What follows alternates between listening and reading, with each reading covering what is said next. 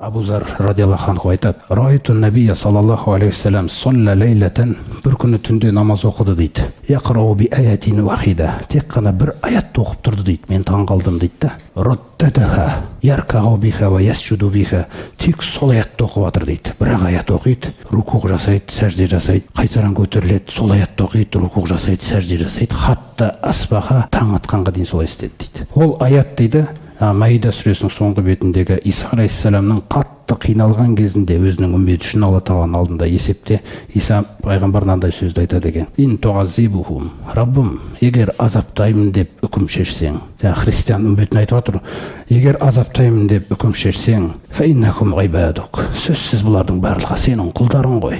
Кім не істей алады сенің шешіміңе? Ва ин тағфир лахум, егер кешірем десең, Раббым, кешірсең, фаиннака антал азизур хаким, сен соңғы сөз өзіне ғана тоқтайтын, ешкім сенімен салмайтын үстемсің ғой, әрі данасың ғой деген аятты естіп алған пайғамбарымыз сол аят түскен бетте тахаджудқа кіріп кеткен.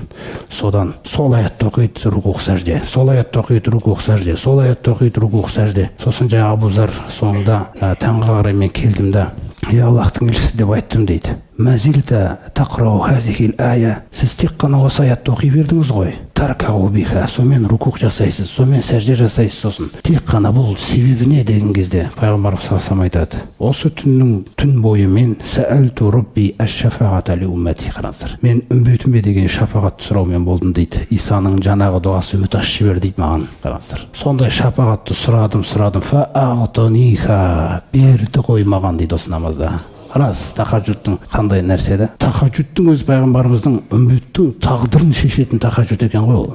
Ол жай тахаджуд ғана емес та. Міне осы тахаджудпен шешіп фаътониха берді дейді. Аллаға серік қоспаған, ләм юшрик биллахи шайъан, Аллаға ешқандай нәрсені серік қылмаған адам сол жүрегімен өліп кетсе, соған жетпей қоймайды дейді ол түбінде.